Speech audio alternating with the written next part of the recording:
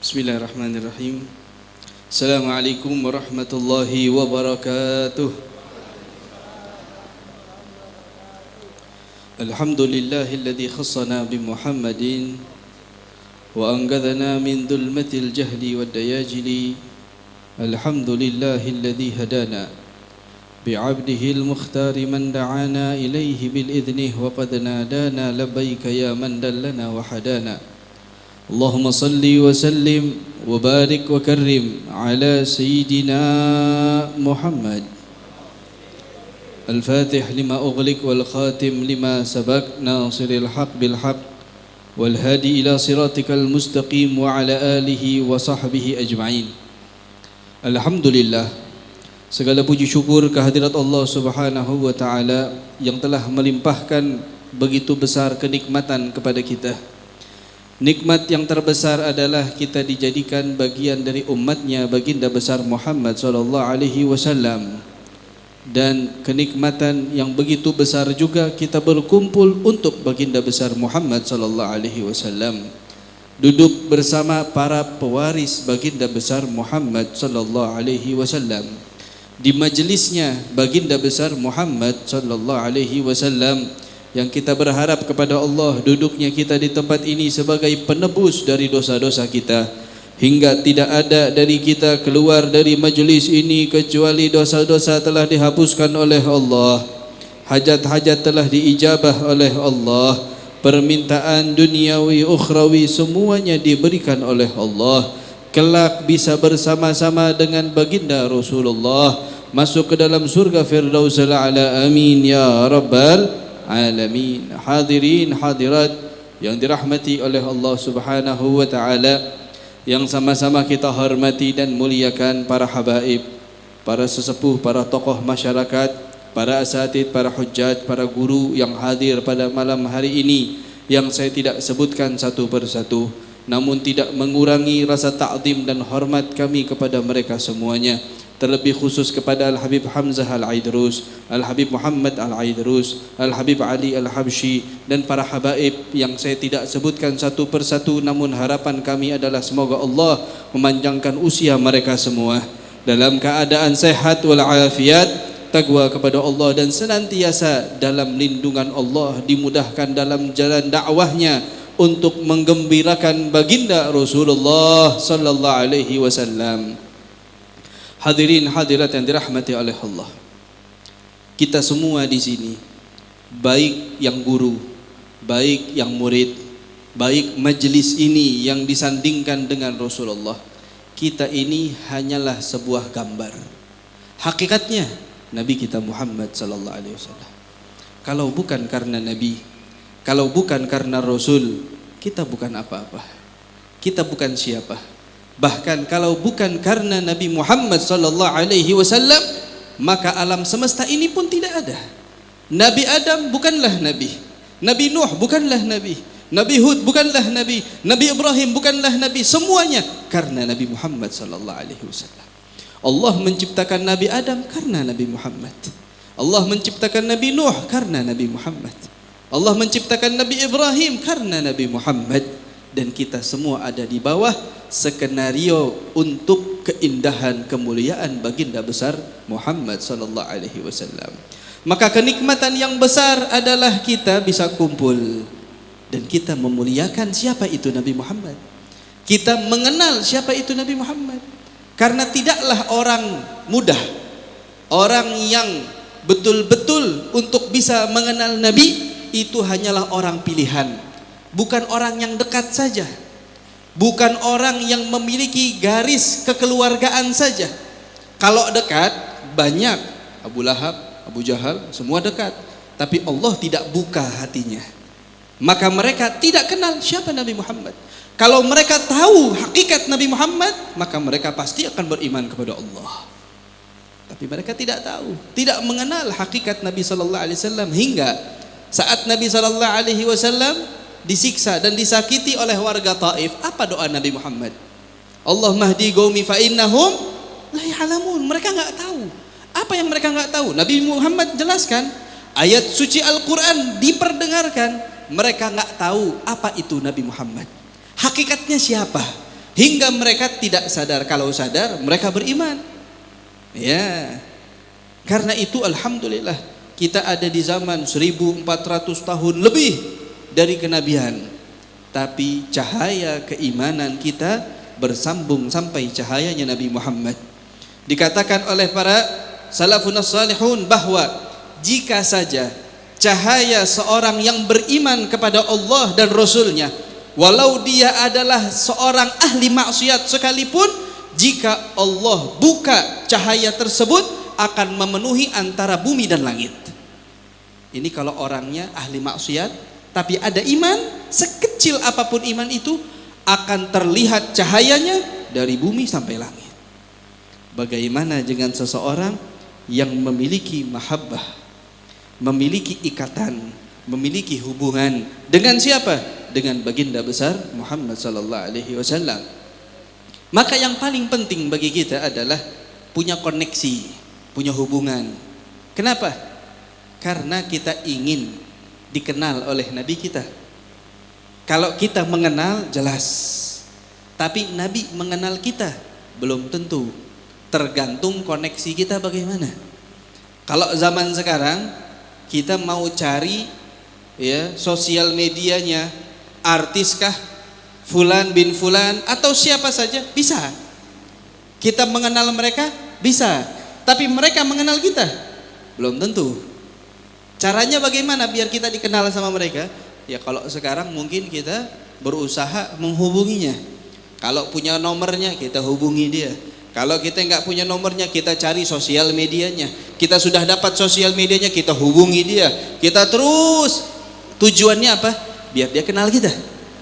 Ya, butuh waktu, butuh proses, butuh hal-hal yang panjang. Tapi untuk Nabi Muhammad sallallahu alaihi wasallam koneksinya mudah. Apa koneksinya? Koneksinya adalah sholawat kepada Nabi Muhammad. Saat kita bersolawat kepada Nabi Muhammad SAW, kita punya koneksi. Ya, kita punya hubungan. Kita memiliki sesuatu yang sekiranya Nabi Muhammad akan mengenal kita. Karena diriwayatkan dalam hadis sahih, barang siapa yang bersolawat kepadaku, kata Nabi sallallahu alaihi wasallam, Allah mengembalikan ruhku hingga aku bangun dan menjawab salam setiap orang yang bersolawat kepadaku. Ya. Terus Nabi lupa begitu saja? Enggak. Dalam riwayat sahih yang lainnya disebutkan bahwa Nabi sallallahu alaihi wasallam berkata, demi Allah, aku masih mengingat batu-batu yang mengucapkan salam kepadaku saat aku melewatinya di jalan-jalan kota Mekkah sebelum aku diutus oleh Allah. Nabi belum diutus, masih muda, jalan di kota Mekkah, itu batu mengucapkan salam kepada Nabi Muhammad. Tapi nggak semua batu, ada beberapa batu yang suaranya terdengar oleh Nabi Muhammad dan setiap lewat menjawab atau mengucapkan salam kepada Rasulullah. Apa kata Nabi Muhammad? Saya masih ingat batu yang mana saja yang mengucapkan salam. Padahal Nabi sudah diutus, sudah hijrah kembali ke Mekah saat Fathul Mekah, tahu batu-batu mana saja yang mengucapkan salam. Ini batu, benda mati, masih diingat oleh Nabi Muhammad. Bagaimana dengan kita yang memiliki keimanan, kecintaan, memiliki mahabbah, keinginan untuk bisa memandang wajahnya Nabi Muhammad sallallahu alaihi wasallam? Maka niscaya lebih diingat karena Nabi sallallahu alaihi wasallam saat duduk dengan para sahabat, tiba-tiba Nabi berkata, wa syaugah, sungguh aku rindu. Wa syaugah, begitulah aku rindu, kata Nabi sallallahu alaihi wasallam. Ya. Dengan siapa, kata para sahabat? Ila ikhwanina, dengan saudara-saudara kami, kata Nabi sallallahu alaihi wasallam. Lalu sahabat berkata, ya Rasulullah, alasna ikhwanukum, memang kita ini bukan saudara kamu wahai Nabi sallallahu alaihi wasallam? Apa kata Nabi sallallahu alaihi wasallam? La antum ashabi, kalian ini sahabat saya. Lah terus saudara kamu yang mana ya Rasul? Kok bisa segitu kau rindunya hingga meneteskan air mata? Maka Nabi sallallahu alaihi wasallam berkata apa? Hum qaumun, mereka adalah sebuah kaum, ya'tuna min ba'di, yang datang setelah aku, maksudnya setelah zaman Nabi Muhammad sallallahu alaihi wasallam. Mereka tidak pernah berjumpa dengan saya, tapi jika mereka ditawarkan memberikan seluruh yang mereka miliki untuk berjumpa, mereka akan berikan. Ya, mereka akan berikan. Maksudnya apa? Mereka rela memberikan segalanya demi Nabi Muhammad sallallahu alaihi wasallam. Siapa? Ya kita ini. Di saat kita rela apa saja untuk Nabi Muhammad, kita rela mengeluarkan harta, kita rela mengeluarkan waktu. Ya, waktu yang kita miliki, yang mungkin waktu seperti ini banyak orang yang nonton TV, banyak orang yang tidur-tiduran, banyak orang yang bersantai, banyak orang yang jalan-jalan, banyak yang orang yang dengan keluarganya. Kita enggak, kita datang. Mungkin ada yang sakit, kita tetap datang. Mungkin ada yang sibuk, kita tetap datang. Ada yang pusing, tetap datang. Ada yang punya masalah, datang. Kenapa? Untuk Nabi Muhammad. Berharap dengan hadir di majelisnya Nabi Muhammad, semuanya dimudahkan oleh Allah Subhanahu wa ta'ala. Apakah perjuangan semacam ini akan dilihat kecil oleh Nabi? Tidak. Perjuangan semacam ini tidak akan pernah dilihat kecil oleh Nabi Muhammad SAW. Tapi ingat, jangan kita putus koneksi kita dengan Nabi Muhammad. Kita tahu Nabi Muhammad kenal, kita tahu Nabi Muhammad senang, kita tahu Nabi Muhammad bahagia, maka teruskan koneksimu dengan Rasulullah sallallahu alaihi wasallam. Hingga pulang dari sini, yang kita bawa apa? Yang kita bawa adalah jalannya Nabi Muhammad, sunnahnya Nabi Muhammad, petunjuknya Nabi Muhammad. Apa saja tentang Nabi Muhammad. Kita ingin anak kita yang diucap hanya Nabi Muhammad. Ya, kita nggak mau melihat anak-anak kita saat mereka bangga, yang mereka banggakan orang kafir, orang yang fujar, orang yang tidak memiliki akhlak, mereka bangga. Oh si fulan pemain bola, oh si fulan artis, oh si fulan disebut-sebut sama anak-anak kita. Tapi kapan terakhir kali anak kita berkata tentang Nabi Muhammad? Kapan? Apakah kalau mereka tidak hadir terus akan mengucapkan? Enggak. Yang hadir aja terkadang enggak menyebut nama Nabi Muhammad, apalagi yang enggak pernah hadir. Tapi alhamdulillah saat kita hadir begini, anak-anak kita mungkin ada yang sambil main, ada yang sambil bercanda, tapi telinganya terbiasa dengan sholawat, dengan qasidah, hingga saat mereka main, terkadang yang terlintas bukan nyanyian, bukan lagu, bukan kata-kata, melainkan sholawat kepada Nabi Muhammad. Kita berharap begitu. Apa harapan kita? Begitu. Harapan kita tertanam dalam anak-anak kita, ada rasa ingin tahu siapa itu Nabi Muhammad. Dikisahkan ada seorang wanita mu'allaf, belum lama masuk Islam. Ya, penyebabnya dia begitu tertarik dengan Nabi Muhammad. Di saat Nabi Muhammad ini dijelek-jelekkan oleh orang-orang kafir, dijelekkan, dikatakan begini, dikatakan begitu, dia penasaran tentang Nabi Muhammad. Dicari tahu, cinta. Setelah cinta masuk Islam. Mencari guru, bertemu dengan sosok guru yang begitu indah dalam menceritakan keindahan Nabi Muhammad. Hingga tertanam di hatinya, saya tidak mau melakukan apa-apa kecuali sesuatu yang dilakukan Nabi Muhammad. Itu yang tertanam dalam hati seorang mu'allaf. Hingga suatu saat gurunya ini pernah datang ke rumahnya bertamu. Lagi bertamu, ngobrol sama seorang ibu ini. Maka tiba-tiba tengah-tengah obrolan, si wanita ini berkata kepada gurunya, "Wahai guru, tunggu sebentar. Ada masalah kecil di belakang." Dia berhenti dari obrolan, langsung ke belakang. Maka si guru pikir mungkin ada api lupa dimatiin atau ada apa, nggak tahu dia. Ke belakang nggak lama baik lagi. Maka si guru tanya, "Ada apa? Ada yang lupa di belakang?" "Enggak. Tadi lagi asyik ngobrol, saya lihat anak saya yang usianya baru sekitar 3-4 tahun. Pengen ke toilet. Saya lihat dari jauh, waktu masuk ke toilet ternyata masuk pakai kaki kanan. Saya nggak mau rumah ini ada satu saja sunnahnya Nabi yang ditinggal. Saya lari ke belakang, saya keluarkan anak saya dari toilet, saya bilang sama dia, masuk ke toilet harus pakai kaki kiri. Ini anaknya baru umur berapa? Nggak rela, satu sunnah tertinggal di rumahnya. Kenapa? Sudah tertanam bahwa apapun harus sama dengan Nabi Muhammad. Nah kita nih ada di majelisnya Nabi Muhammad, di rumahnya Nabi Muhammad.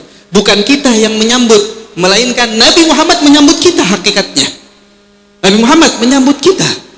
Untuk hadir di tempat ini, Nabi yang menyambut kita.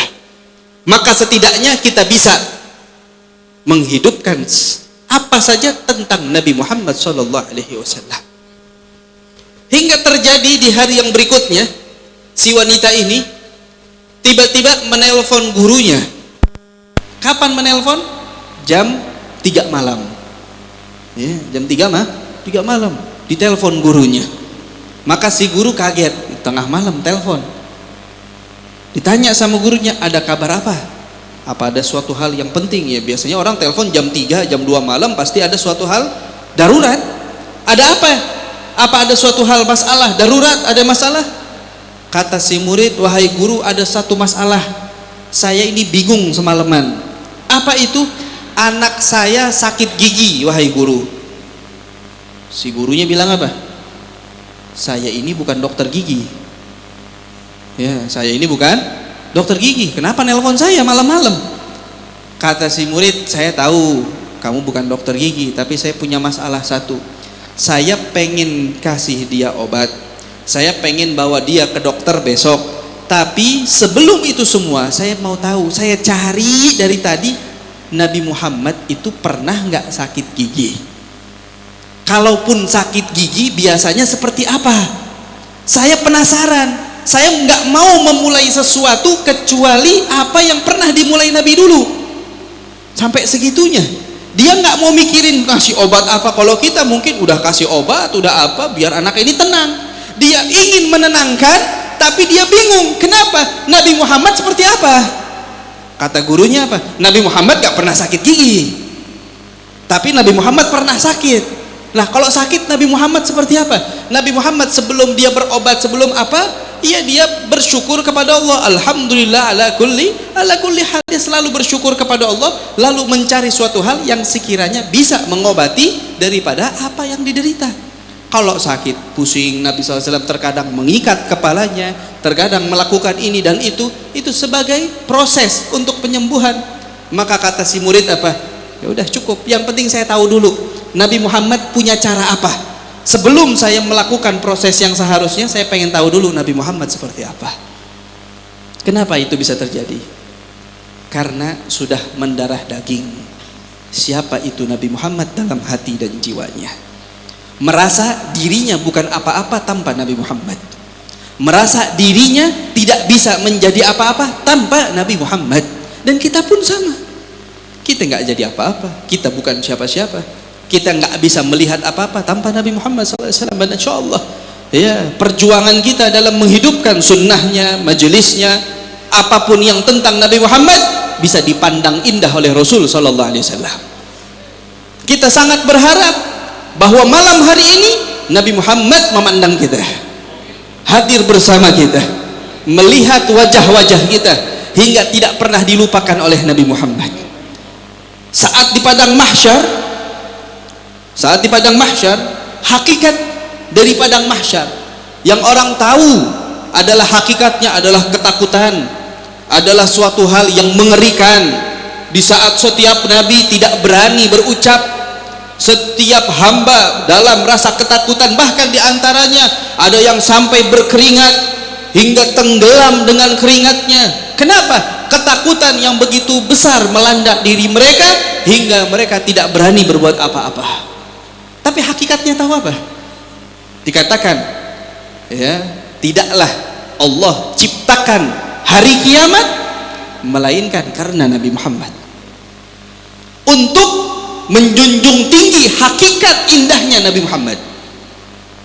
Karena Allah itu tidak ridha dan tidak rela terhadap hamba-hamba Allah yang sudah tahu, mengenal, disuguhkan keindahan Nabi Muhammad, tapi mereka enggan untuk dengan Nabi Muhammad. Di sini Allah ingin menunjukkan kepada seluruh makhluk, baik dari Nabi Adam sampai hari kiamat, siapakah itu Nabi Muhammad. Disitulah Allah mengilhamkan kepada hamba-hamba Allah, di mana hamba-hamba Allah berkumpul berkata, sampai kapan ini akan terjadi? Hingga akhirnya mereka berkumpul datang kepada siapa? Ke Nabi Adam. Ayo kita datang ke Adam. Nabi Adam adalah ayah kita, orang tua kita semua. Mungkin dia bisa memberikan kabar, informasi, atau menolong kita. Datang kepada Nabi Muhammad, kepada Nabi Adam. Wahai Adam, kamu adalah Abul Anbiya, ayahnya Abul Bashar, ayahnya seluruh makhluk, ayahnya seluruh manusia. Ya, agar berbicaralah kepada Allah, mintalah kepada Allah agar hari ini dipercepat, agar hari ini cepat dilaksanakan. Apa kata Nabi Adam? Ya, idhabu ila Nuh, pergi coba ke Nuh, karena Nuh punya kabar lain. Ya, karena sesungguhnya saya sendiri tidak berani untuk berucap nafsi, nafsi, nafsi, nafsi. Masing-masing urus sendiri. Coba ke Nabi Nuh, mungkin dia tahu. Berangkat semuanya ke Nabi Nuh. Ya, disebut sebagai ya Abul Bashar Ats-Tsani, sebagai ayahnya manusia yang kedua setelah terjadinya gelombang besar daripada banjir dan lain sebagainya. Maka di situ hanya ada daripada keturunan Nabi Nuh yang hidup seterusnya. Setelahnya Nabi Nuh berkata apa? Nafsi, nafsi, masing-masing urus sendiri. Idhabu ila Musa, coba kepada Musa. Lari ke Nabi Musa, begitu juga. Idhabu ila Ibrahim, lari ke Nabi Ibrahim, begitu juga. Sampai disebut idhabu ila Isa, lari ke Nabi Isa. Coba, ya, mungkin dia tahu kabar atau bisa menolong juga. Lari ke Nabi Isa, kata Nabi Isa apa? Idhabu ila Muhammad. Coba pergi kepada Nabi Muhammad. Sesungguhnya dia, ya, sesungguhnya dia Habibullah, Safiyullah, Khalilullah, Safwatullah. Coba lari kepada Nabi Muhammad, sesungguhnya dia kekasih Allah, perwakilan Allah, kesayangan Allah. Mungkin dia bisa memberikan suatu informasi. Lari mereka semua kepada Nabi Muhammad SAW. Apa jawaban Nabi Muhammad? Analaha, analaha. Saya yang akan bertanggung jawab. Ya, disebutkan waliwaul hamdi, ya, dan liwa al-hamd, yaitu bendera kesyukuran yang dipegang langsung oleh Nabi Muhammad. Disebutkan Nabi SAW bersujud. Ya, tiba-tiba Nabi Muhammad sujud. Di mana? Di bawah naungan arsy Allah. Setelah sujud, tiba-tiba Nabi SAW mengucapkan, kata Nabi di dalam hadis sahih, bahwa Nabi mengucapkan, ya, syukur kepada Allah serta memuliakan Allah yang mana tidak pernah disebutkan sebelumnya dan setelahnya.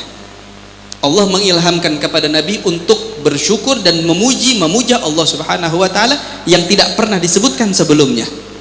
Disebut sama Nabi Muhammad keagungan, kemuliaan Allah terus dalam sujudnya, hingga Allah berkata, irfa' ra'sak, angkat kepalamu wahai Nabi Muhammad. Sal tu'ta, isfa'tu syafa', minta yang kau mau maka akan diberi. Syafaati yang kau mau akan ditasyafaati. Maka Nabi SAW berkata apa? Ya, kalau kita tahunya langsung memberikan syafaat untuk semua. Sebelum itu semua, Nabi Muhammad berkata apa? Ummati, ummati ya Allah. Ummati, ummati. Umat saya ya Allah. Gimana kondisinya?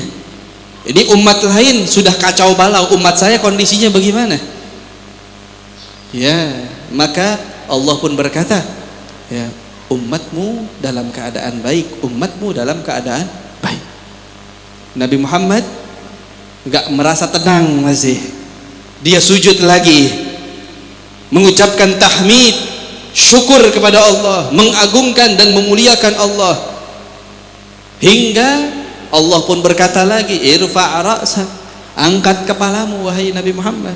Sal tu'ta, minta yang kau mau. Isfa'tu syafa', beri syafaat yang kau mau. Yang disebut siapa? Ummati, ummati. Yang kedua kalinya ummati, ummati. Kita nggak dilupain. Ya, kita nggak dilupain sama Nabi Muhammad. Ini semua makhluk nggak ada yang dikasih izin kecuali Rasul. Tapi yang diingat kita. Sebelum dia bilang keluarganya ininya, enggak, umat saya gimana? Ya, umat saya bagaimana urusannya? Semuanya gimana? Sampai ketiga kalinya Nabi melakukan hal yang sama, barulah di situ Nabi berkata, ajil bil hisab, percepatlah hisab hingga mendapatkan syafaatul uzmah. Buat siapa? Buat Nabi Adam sampai makhluk terakhir di hari kiamat. Jadi kalau kita doa, jangan bilang minta syafaatul uzmah, karena itu udah pasti, nggak usah diminta, pasti dikasih. Tapi kita minta syafaat yang lainnya. Saat di timbangan kita bingung, kita mau apa ini? Ya, amal kita nggak banyak, dosa kita banyak. Mereka yang dikenal nama Nabi Muhammad itu punya akses khusus. Ya, jadi tugasnya Nabi di hari kiamat apa? Enggak santai. Padahal disiapin tempat, tapi enggak mau santai. Padahal surga, kalau mau Nabi Muhammad masuk duluan sebelum semuanya, dia bakal masuk. Tapi Nabi Muhammad enggak mau. Apa yang dilakukan Nabi? Giliran hisab. Ayo, mau dihitung. Siapa yang dihisab pertama? Umatnya Nabi Muhammad. Padahal kita umat terakhir. Ada orang-orang sebelum kita, banyak sebelum kita, ribuan tahun. Ini ada umatnya Nabi Muhammad duluan. Dihisab, ayo. Dihisab. Setiap nama yang dipanggil, Nabi Muhammad kenal, Nabi berdiri di sampingnya. Nabi berdiri sampingnya. Saya mau tanya, ya, kita punya orang yang kita sayang, orang yang kita selalu jaga perasaannya. Ya, tiba-tiba ada orang lain datang. Ini orang ngeselin yang datang. Ini orang ngeselin yang datang ini. Tapi karena di sampingnya ada orang yang kita jaga perasaannya, yang kita sayang, kita nggak berani marah-marah sama orang ini. Kenapa? Ntar kecewa. Kekasihnya kecewa. Kok ini orang marah-marah? Allah Subhanahu wa ta'ala saat ingin mendikte, menghisab seseorang, di sampingnya ada Nabi Muhammad. Allah nggak mau mengecewakan Rasulullah. Bukan Allah nggak berani, Allah berani, tetapi Allah nggak mau mengecewakan Rasul. Tahu ini dikenal sama Rasul. Kalau dikorek semuanya, yang sedih siapa? Nabi Muhammad. Akhirnya apa? Allah nggak makan menghisab dengan secara detail. Cuman ditanya, dihisab, tetap dihisab, tapi nggak detail. Tapi kalau dihisab, Nabi Muhammad nggak ada di sampingnya, bahaya. Bahaya hisabnya Allah Subhanahu wa ta'ala. Karena saat dihisab, segala halnya ditanya. Ente dapat duit, ditanya dapat dari siapa? Misal ya, dapat dari siapa? Ente kenal dari mana? Sudah berapa lama kenal sama dia? Kenapa ente terima? Setelah diterima, dikemanain uangnya? Buat apa? Kenapa ente kasih ke sana? Kenapa nggak berbuat begini? Walaupun yang diperbuat baik, tetap ditanya sama Allah. Yang nanya Allah, bukan yang nanya guru, bukan yang nanya teman. Kalau yang nanya teman nggak apa-apa, tapi yang nanya Allah. Belum ditanya kita udah takut, kita sudah bingung, bahkan lisan tidak bisa berucap, saking takutnya di hadapan Allah. Tapi ada Nabi Muhammad, tenang kita, tenang. Tapi siapa yang didampingi? Yang dikenal. Kalau nggak dikenal, kata Nabi Muhammad, umat saya, siapa namanya? Fulan. Gak pernah dengar, kata Nabi Muhammad. Biarin dah, bukan urusan saya yang begini. Ya, tapi di saat dengar, wah ini nih, yang sehari nyebut terus nama saya, yang sering hadir majelisnya saya, tahu Nabi Muhammad. Karena setiap sholawat memperkenalkan diri kepada Nabi Muhammad. Nabi Muhammad tahu, didampingi. Pas dilihat amalnya ternyata banyak jeleknya. Apakah Nabi Muhammad kecewa? Kecewa. Tapi Nabi Muhammad punya kartu. Disebutkan dalam sebuah riwayat ya, Nabi Muhammad mengeluarkan sejenis ya kartu. Apa ini kartu ini? ATM? Hah? Kartu kredit? Bukan. Ya, bukan. Tetapi kartu ini ya, di saat ditaruh di atas timbangan kita, maka akan memenuhi semua timbangan kebaikan kita. Maka banyak yang menyatakan bahwa ini adalah sholawat yang biasa kita baca, dikumpulin sama Nabi, ini dijadikan bekal. Ini bekal nih kecil tapi besar di sisi Allah ya. Maka orang yang begini selesai, hisapnya baik ya. Nggak cukup begitu, dituntun mau lewatin jembatan nih, diliatin sama Nabi, oh ini yang tadi nih mau dilihat, bisa lewat nggak? Lewat. Yang nggak lewat, susah lewat, ditolong sama Nabi Muhammad ya. Itu api neraka yang ada di bawah ya, yang disebut dengan ya ada anjing-anjing neraka yang siap mengambil orang yang melewati sirat ya. Mereka menggonggong dari bawah, siap mengambil orang yang melewati sirat. Tapi kalau ada Nabi Muhammad, dia berkata apa? Ya Rasulullah, jangan dekat-dekat, cahayamu membakarku. Api terbakar dengan cahaya Nabi Muhammad, nggak bisa. Saat Nabi SAW dalam sebuah riwayat disebutkan akan memberi syafaat orang yang sudah masuk ke neraka, itu Nabi sampai hendak untuk menengok ke api neraka. Itu neraka ketakutan yang mau datang Nabi Muhammad, maka memerintahkan malaikat, coba tanya apa yang dicari. Maka Nabi berkata, saya mencari ada nggak nih umat-umat saya yang nggak sengaja kecebur di sini, yang nggak sengaja masuk ke dalam nih, ada nggak? Kata malaikat, sudah biar saya yang cari sama malaikat, dikorek ya. Ada cahaya keimanan, nah ini nih umatnya Nabi nih ya, lagi dilebur dosanya, diangkat sama malaikat ya.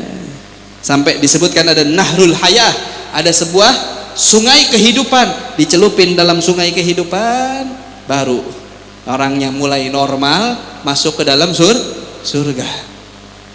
Sampai ada yang terakhir keluar dari api neraka. Dari siapa? Dari umatnya Nabi Muhammad ya, sampai dia pun masuk ke dalam surganya Allah Subhanahu wa ta'ala. Intinya hari kiamat semuanya untuk menunjukkan siapa itu Nabi Muhammad, apalagi surga, apalagi seisinya. Maka itulah keindahan Nabi Muhammad, dan insya Allah kita sebagai umatnya Nabi tidak dilupakan oleh Rasulullah SAW. Selalu di bawah naungan baginda Muhammad SAW, selalu dalam bimbingan Nabi Muhammad SAW ya. Kuncinya satu, Nabi berkata, Allah Subhanahu wa ta'ala berfirman dalam Al-Quran, qul in kuntum tuhibbunallaha fattabi'uni yuhibbukumullah. Pengen dicintai Allah, dijaga sama Allah, dimasukkan golongan Nabi Muhammad, kuncinya satu, ikuti Nabi Muhammad. Fattabi'uni, qul in kuntum tuhibbunallaha fattabi'uni yuhibbukumullah. Dicintai oleh Allah, dosa dihapuskan, surga diberikan. Semoga Allah Subhanahu wa ta'ala mengumpulkan kita dalam surga Firdausil A'la. Ya Rabbi wajma'na wa ahbaban lana fi darikal firdaus ya rijwana. Ya Rabbi wajma'na wa ahbaban lana fi darikal firdaus ya rijwana. Ya Rabbi wajma'na wa ahbaban lana fi darikal firdaus ya rijwana. Bil Mustafa salli عليه وآله ما حركت ريح الصبا أغصانا سبحان ربك رب العزة عما يصفون سلام على المرسلين والحمد لله رب العالمين والعفو منكم. السلام عليكم ورحمة الله وبركاته.